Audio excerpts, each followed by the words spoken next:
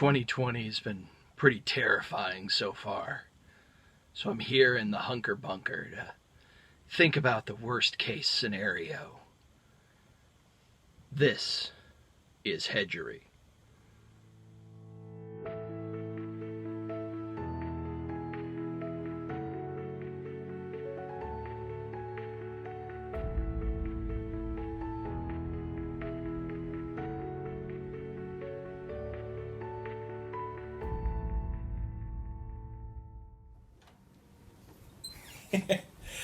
Yeah, no actual bunker, just our closed closet. But I do want to explore the concept of worst case scenario.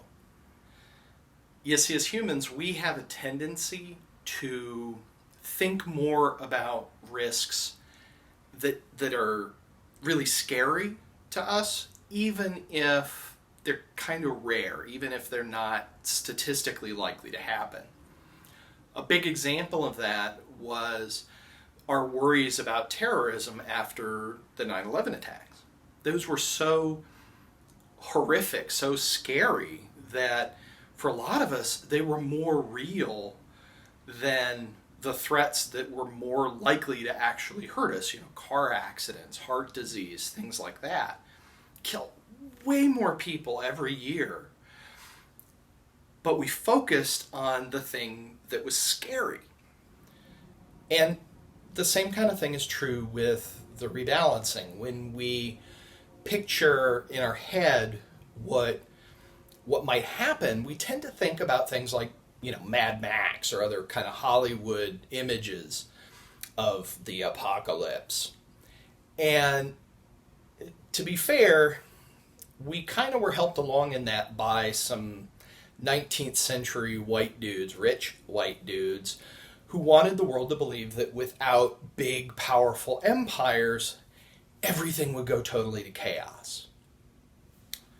In their version of history, human societies are like circuit breakers. They're on or they're off. And for most of us, our education reinforced that idea. I mean, think about it. We learned about maybe the Mycenaean civilization, and we learned about classical Greece. And in between is this Greek Dark Ages. What's going on there? Did civilization just switch itself off? The short answer, obviously, is no. Human society did not just implode when the late Bronze Age collapse happened. Sure, the Mycenaean Empire fell. I think it was the Hittite Empire fell. Ancient Egypt went through a real rough patch. But it was worse. It was actually worse for people at the top of the social hierarchy. And I'm sure there were plenty of normal people who died and far more who found themselves backed into a corner. But when the dust settled, many of them were actually better off. Take, for instance, writing, which, say, the Mycenaeans used a lot of for record keeping and all that kind of stuff. But it was very utilitarian, all the writing that we have, or most of the writing we have from the Mycenaeans. And we thought there was this gap where nobody was writing in Greek. But recent archaeological discoveries have determined that actually normal people, merchants, sailors even, were writing Greek in a new alphabet. It was sort of a hodgepodge of like Phoenician and not the old linear B of the Mycenaean Empire. And that means that they were starting to write about things that had nothing to do with how much grain they were sending to the king. And the truth is, if we look at a broad historical sample, we don't see a total breakdown of society.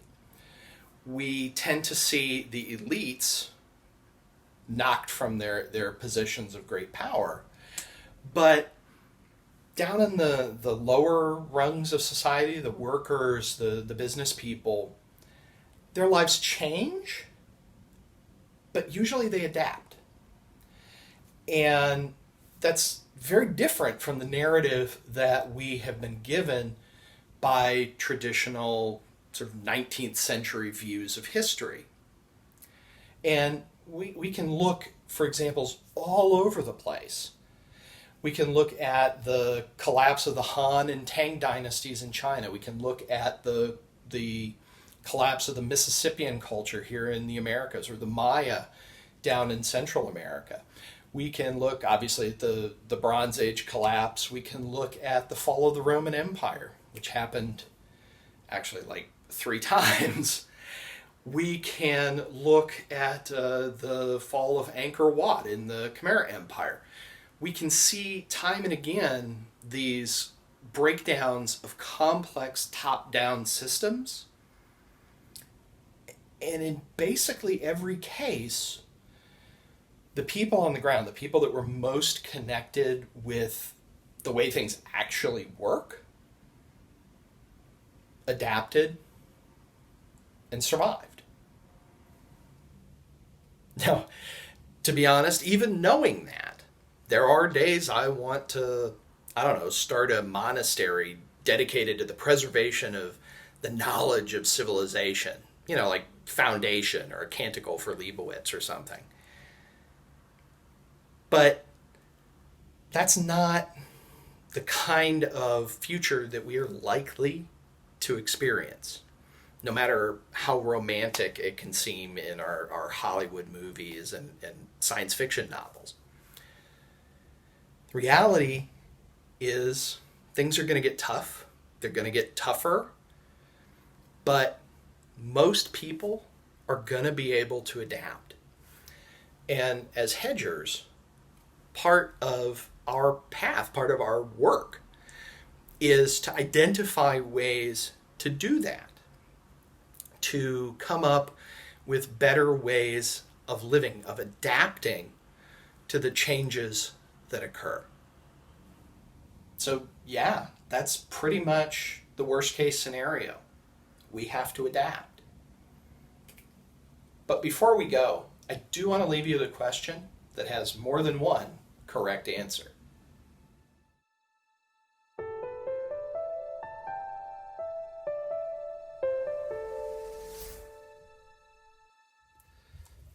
1,000 years from now, archaeologists will be sifting through the rubble of the rebalancing. So here's my question. What from our present civilization do you want them to still be doing? And what do you want to be left in the scrap bin of history? So think it over and share with us down in the comments. And while you're there, please like, share, and subscribe. I'll see you next time. But until then, remember, you are Hedgery.